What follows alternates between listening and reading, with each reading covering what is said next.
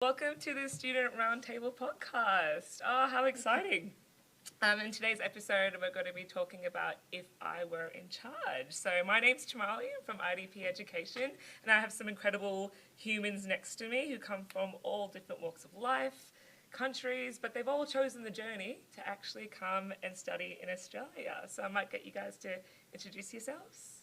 Okay, so I'm Trang. I also go by whichever name that starts with TR or any name that ends with AN. But I'm from Vietnam. I'm in my second semester of my second year in my bachelor's of secondary education in math and physics, and I'm from Western Sydney Uni. Hey, That's good to meet great. you. My name is Taranum Jamal, but everyone calls me TJ, and no, it's not an element. I'm a third-year student in Bachelor's of Engineering with a major in Robotics and Mechatronics, and I also am the president of the Robotics, Automation and Manufacturing Club here at Western Sydney University. Oh, mic drop. Wow. Top Two- dog. Two physics-related learning going on. Also yours, so. No, I wish. I was good at physics.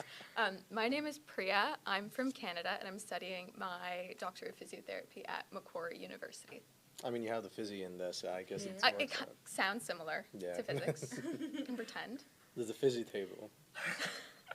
And there's me. No, I did not go down that path. But thanks so much for joining us today, guys. I'm really looking forward to talking with you about your journey. But I want to say a big shout out to our watchers and listeners who are joining us today as well, wherever you are in the world listening in. There might be a couple of reasons why you're tuning in, whoever's listening and watching in, right? That you might be an international student yourself studying in Australia or in another country. You might be thinking about being an international student coming to Australia. You might actually be, like me, someone who actually works in international student recruitment, surrounded by international students every single day.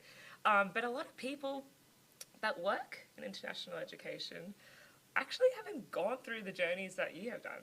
You know, myself, I'm first gen Sri Lankan. My family migrated here, but I was born here. I haven't gone through the whole journey that you guys have done. So when thinking about today's topic and the discussion we're about to have today, we want to flip the table a little bit. What if you guys, the guys that have done the research, talk to your relatives, talk to counsellors, gone on the website, seen all the ads, seen all the content. What if you guys were in charge? What if you guys were making the call and making those big decisions that formed your path to being here and getting here? I'm kind of keen to see what you guys would do differently, what you guys would prioritize, what would you guys stop? What did you guys see and you were like, that's not how I would do those things. That's not how I would make Right. that call. So shall we get started? Let's go for it. Perfect. Okay, let me start off with this question. Let me see if you were like the CMO of a university, right? You're the top dog making marketing campaigns, messaging that a lot of universities, tourism companies as well actually will probably use as well. What's the key message that you would like to show and say to international students when they see your campaign? Do you want to start off? Yeah, so I know you spent so much money, so much time and effort to get to a place. And so I would when I was applying, I wanted to see schools that were focused on like the student experience. So I would love to see, students going out and about to different suburbs or going to different places just so I could see what student life would be. I think that would make it a lot clearer to students who, just don't really know much about how life actually is. They might know everything about what they're going to study, what field they're going to go into, what networks are going to go into. But yeah, definitely like a lot of more focus on student experience, I think. Right. I think, well, you did obviously mention like the student experience outside the university, but I feel like there should also be an equal importance on the student experience inside the university too. So like, I think a lot of universities have started doing this of late, doing campus tours and showing like different facilities, and I think that really needs to be broadened. I remember it wasn't a thing during my time when I was applying for universities, but it's definitely a very positive thing to show for prospective students who really are, starting a new life here, and they need to know what their second home is going to be like. Do you find when you were looking at a lot of the marketing messaging when you're choosing not only the country that you wanted to go to, but like your course and like the university, right? That there was a big reliance on like rankings and being the number one, insert here. Was that something that you welcomed, that you liked? Is that something that you appreciated, you took on board, or was it a bit too much? Yeah, what do you reckon? I think it really depends on what specific stat that they're using. Perhaps more vague ones like number one in X field may not be that impactful on future students, but ones relating to teaching quality perhaps are kind of good indicators, because personally I would prefer to be somewhere where they've shown to be good at teaching and good at supporting me as a student rather than kind of big numbers. Yeah. What about me? Exactly, yeah. Yeah. What do you guys think? But I don't know, when I was applying, I went through like a rabbit hole of like, what is QS world ranking? And if you go into that, it doesn't really take into account like how employability you're going to be after school, or like how many successful alumni have gone from that school, or you know, like how teachers support you. So it was really focused on like how many international students you guys have, how many research papers you guys put out every year, and like how many awards or Nobel Prizes your lecturers win. So it's not, I don't think ranking in that like giant statistic really matters. Yeah, working with the robotics club, of course, like I get to see newcomers every year, like, you know, people who are just starting out the university journey. And a common thing that they ask about is like, oh, we didn't know there was like such a, you know, student-led project going on. We didn't know like this was an actual thing where like universities were like, you know, actively campaigning or even supporting such kind of projects. So I think statistics like that should also be shown and actively marketed by the universities, because they are an effort put in by the students themselves. Love that. I love that. So, okay, so we were doing some key takeaways I got from that, guys, is yes, it's really, really important to have those big rankings, big statistics, but those student stories, what we'll actually be doing at the university, really then will speak to you guys personally, right? So do the maths, but also to you. As well. Love that. Let's stick to the university staff kind of role playing that we're doing now. What about events? So once you guys got here, I'm sure there was a lot of events that you guys got to partake in. So what events, so if you were an event coordinator, worked in student recruitment for a university, what sort of events would you create to help students feel better informed, more welcomed? And don't say open day, because that will stay forever. I don't think that's ever going to go away. We'll see. School visits, obviously, campus tours, obviously, that will stay around as well. So what would you do? What would you do differently? What would you keep? What would you get rid of? So my position on this is keep everything that the university has now. Yeah, great. Because I don't know, I feel like there's so many opportunities for international students to go into. Did I just say a Vietnamese word? But like to go into, make friends, have food. It is a very nice thing to have so many events for students to go to. But I think I would love to be more connected to my lecturers, I think. Right. Just to have like, I don't know, maybe it's like the teacher in me to always want to have a PTA meeting, but instead of like parent and teacher, to be student and teacher. To have like a meeting in the beginning of the semester just so you can get to know them better, I think, before the semester starts. I think something in that set could be like fireside chats. Some of which I did kind of see last year, and I think some of the schools in our university like engage in. It's like you just have a bunch of professors or like academics, and they just have like a fireside chat. There's no fires, but it's still a fireside I think we need to clarify why. Yeah, there's no fires. Engineers do not play with fires, trust me. But no, I think because like what I've been seeing on mass is that all these universities already do their kind of role with open days, with cultural festivals, diversity festivals.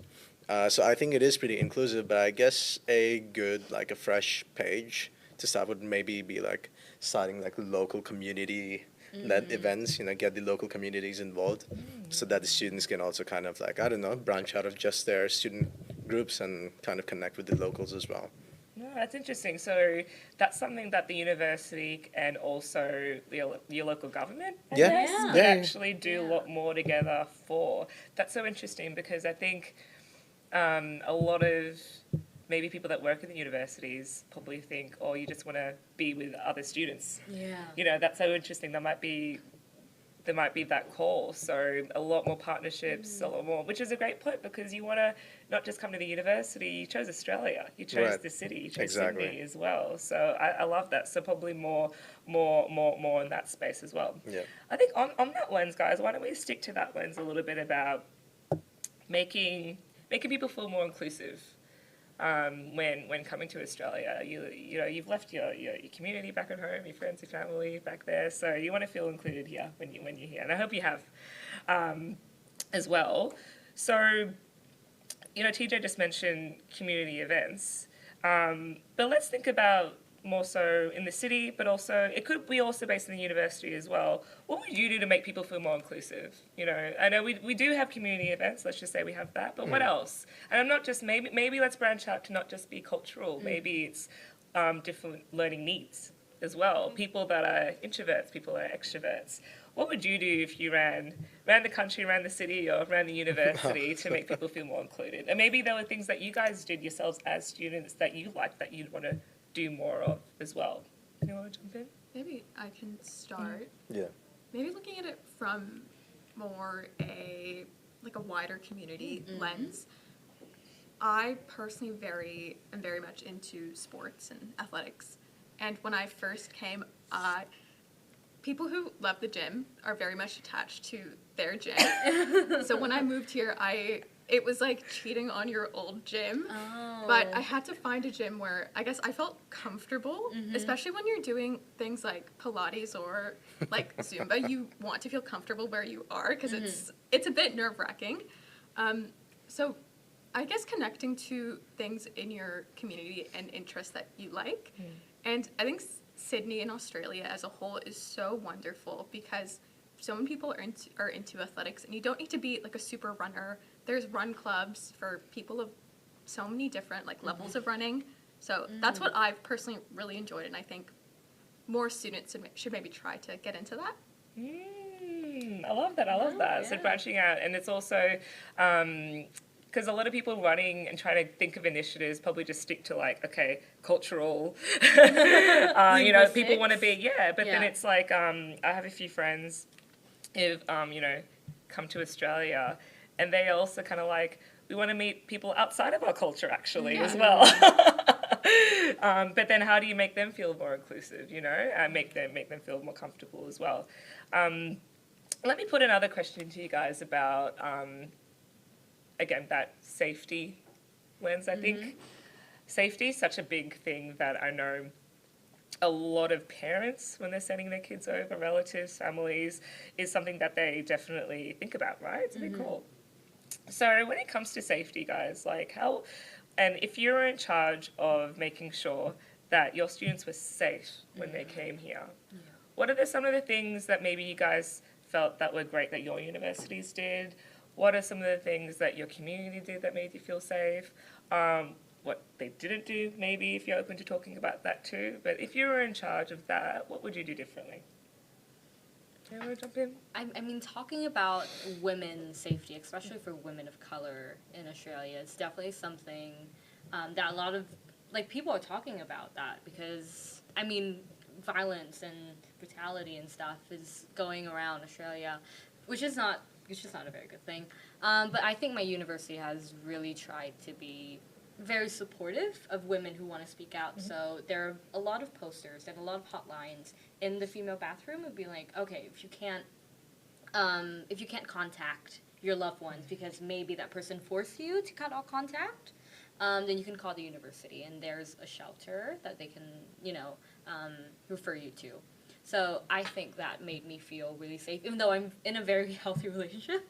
But I feel like having that option to just, reach out, feel free to reach out. We're always here.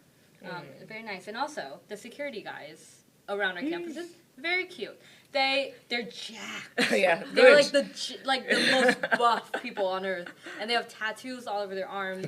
And so, like, when I saw them, I was like, oh my god. I was like, are they like, because coming from Vietnam, people with tattoos, I try to stay away from. I'm very to choose about that. But in Australia, it's completely different. And he's like the sweetest, like they're like the sweetest people ever. So yeah. Did you find though that like when choosing to come to Australia or trying to find a place to do study overseas, like did you have a bit of worry about safety? Like was it a genuine like up there concern? I don't know, because I'm a very aloof person. So I will go out at night in a very sketchy neighborhood, and I was just like, oh, TikTok, oh.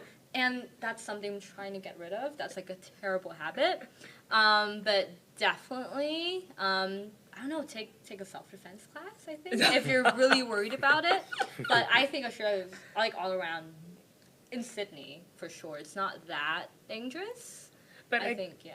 But I guess in a way that's probably why you chose Australia as well as like a destination country. Well, that you're probably thinking it so in the front of mind. And I think, you know, when it comes to like, was it actually? I don't want to speak for you guys. Like, when choosing Australia, was safety a big part of that decision? I think maybe coming from a Canadian background, I didn't really. I know it's different cultures have different, I guess, experiences in their home country. So I didn't. That wasn't really in the front of my mind when coming here. However, reflecting on it now, my university has lots of supports for students, like front and center on campus. We have big blue help buttons that you can press at any time of day. Wow. And campus security will come to you. know. Yeah. Like scattered throughout campus. Do they have tattoos? Are they big and broad? Are they really No, jacked? but they wear really bright red jumpers, so you know it's them, which is good. And we also have really good student support hotlines that I think they are 24/7 in case of crisis. Good. So definitely, if you're concerned, it's such a supportive environment, and it sometimes is okay, as Trang mentioned, if you're feeling scared, but there is support there for you. Yeah. I think what's interesting is when the safety concern is probably maybe not the student themselves so much, it's actually their their parents, their relatives, right? And I think, you know, as a student, you probably like, yeah, mom, yeah, it's fine, and your mom's like freaking out. So maybe it's really, maybe there's ways that the university themselves, the government themselves can put up messaging out there to kind of share and say it is a safe country to come into, because your kid's probably not going to tell you. I mean, like, well, I'm Indian myself, so you can't speak on behalf of people who are actually violent and have tendencies towards committing hate crimes or stuff. You can't really control them, but the most you can do is actually have a look out for such kind of people. I know it's been like a very debated topic. When I was looking for university, safety wasn't really a concern, but of late it has been a topic of like immediate concern. Like I get calls from my mom every day, and she's like, "Oh, are you safe? Are you back home?" I'm like, Mom, I never leave the house. Mom, I'm 22, you know. I go to the university and I come back home. There's not much to do there, but... I get that, and my parents live like 20 minutes away from me. Yeah. So you can imagine my parents are miles away. But I think the universities tend to be like really good spaces. You don't really see much of like hate crimes or anything of those sorts going on over there, but it's definitely like a student's responsibility to also take care of their surroundings and be very mindful. Clocking it. Another controversial topic, or not controversial, but something that's definitely on the mind of a lot of people: cost of living. Cost of living. Yes. Minute silence. Cost of living. It's expensive out there. I'm not just saying Australia. I think all over the world, it's just getting worse and worse. I think a little bit. We're in $3 trillion of debt worldwide, to whom God only knows. Perfect. Yeah, to each other. Wow.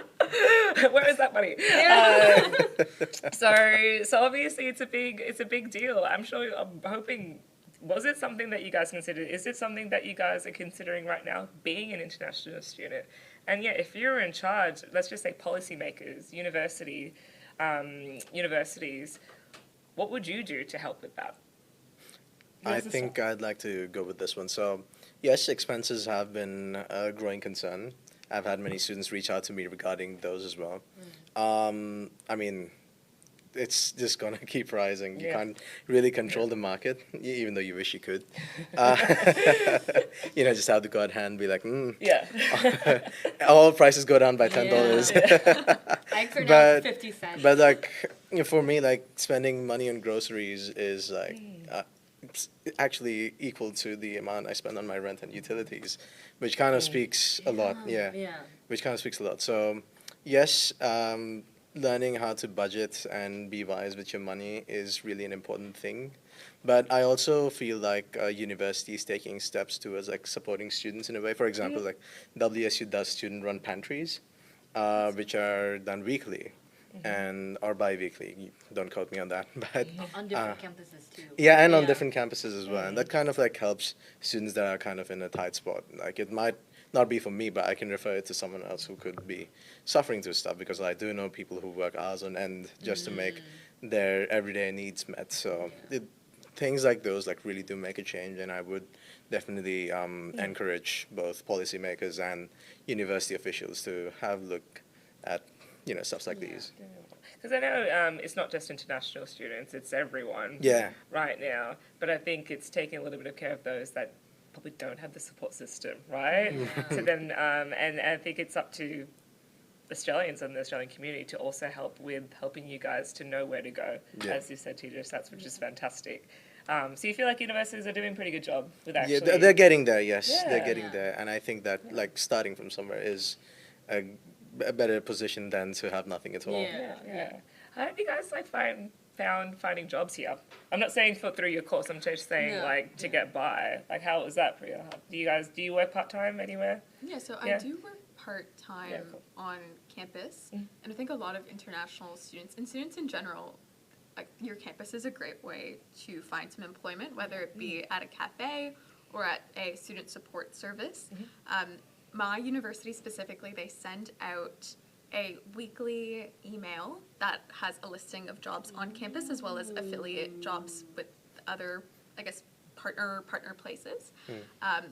And we have our own portal that you can apply to these jobs through. So I think that's a really does Yeah, your- Yeah, okay. we have jobs on campus as well. So I think many universities in Sydney and Australia have services like this. So they're really trying to support you and help you find something that works for you. It's definitely also kind of on the student's responsibility to look for jobs because this is not going to be spoon-fed to you. You're adults, there are certain expectations you have now that you're grown up. So, yeah, I mean, I knew a colleague of mine, a peer of mine who had to apply for 45 different internships before she finally got accepted into one. So, yes, there is definitely effort that needs to be put in. Just because you got rejected or ghosted by a company doesn't mean that the other one would do it. Or probably even if the other one would do it, the third one would probably not do it. At least you can keep your fingers crossed and hope for the best. But yes, there's definitely effort that needs to be put from the student side and just a bit of job hunting. Don't go for places that other students are already applying for. Oh, and the ghosting still happens when you're in adulthood, guys. Oh, it still happens. It still happens. I think that's so interesting. I think when you're talking about cost of living, there might be people out there listening, watching right now, being like, how can I can't even make ends meet right now in my home country. It's been my dream to study this course at this institution in this country. How can I make it actually work? So I think that's fantastic that you're saying to everyone, there are resources out there. Yeah. And what's interesting, guys, just going back to we're nearly running out of time, but I think just going back to the earlier question about what do universities need to actually put out there in their messaging. It's quite interesting. We've kind of unpacked a lot of key things that are so obvious to me about just even visualizing some content, some messaging to not only for international students, but also for the counselors, right? Like at IDP, we have counselors agents that help students get to find the university that works for them. This is the sort of messaging that would help them to actually, when they're sitting down with someone trying to counsel which course in university is suitable for them. Was all this that you're saying right now, I think I know the answer to this question. When you were researching back in the day, were you across all of this stuff? Do you think it would have been helpful to know a little bit about this before coming here? Discuss. Definitely. Yeah, 100%. Go on. No, but like I didn't know anything about like work and about like the type of support services that university has, because like when you go through an agent, what their job is just to get get you enrolled, make sure you have a place to live, and yeah, that's pretty much it. That's what type of support you guys like most international students get. You just get thrown into like Sydney. You're like, okay, you're like, yeah, our job's done. If you need any extra help, sucks to be you. But I think the right service, if you know where to find the right service, it is like an amazing opportunity to go that. So I just go to Student Services Hub, which is like an amazing resource because you get people who just like their only job is to direct you to the resources you need. But and you also have amazing student ambassadors, such as these two. You're included as well. I know. But yeah, you have student ambassadors who will answer most of your questions. Right. Yeah, I definitely feel like the peer-assisted contact platforms such as TAP really do make a difference. Because there's a lot of students that do reach out to us asking like genuine questions. Yes, there might be some questions that they ask us that could be easily found on the website, but it's the reassurance that comes along with actually talking to someone. Instead of just talking to a chatbot out there who's like just pre-assigned to giving you just cold dead answers. I think peer-assisted contact platforms do make a very big difference. Yeah. So you have to speak to someone that isn't employed and is paid to tell you what you want to hear, but be like, that's real talk. Like, what is it actually? Like, would I be okay? I think that's really important. I think I say this a lot when choosing, not that it's nearly at the same room, but it's like choosing something to buy, right? It's like, you look at the reviews, you want to talk to people who have gone through that same process of buying that hairdryer or pair of shoes. Again, that's what I'm saying. So I'm saying a bit different, but it does help, right? So if you're in charge of messaging and what to put to students as well, it's all about. Why don't you speak to a current student who's currently going through this? Why don't you speak to alumni as well? Which I know is out there, but maybe it's not readily available at that start of that journey as much as it needs to be. Maybe it's kind of like you're accustomed and you see it once you're already in. Am I right in saying that? So it probably needs to be a bit more earlier in that journey. I like that. That makes a lot of sense. But I do appreciate that early in the journey, you're probably still just is Australia for me, right? It's kind of first that and then down. But maybe that messaging needs to be a bit earlier as well. When it comes to, if you're in charge, again, bring it back to counsellors. Because I think we haven't touched on that before we wrap up. When it comes to, let's just pretend you were a counsellor. You're someone that you're sitting with yourself. You're looking at yourself across the table. Oh, that's a bit. and knowing what you know now, what would be some of the key things that you would want to convey to that person from your home country? Literally pretend that you're talking to the person to yourself back in that day. Priya, I might start with you. Like, what would be some of the key things that you would try to convey to help them make the decision? I think I've touched on it earlier in this episode, but kind of explain in this episode. Very fancy. So fancy. Kind of touching on the teaching quality and maybe how I personally, and I think we've discussed this another time as well, you feel very seen. I think Australian education culture is very different to North American education culture, where big lecture halls and big rooms are the norm.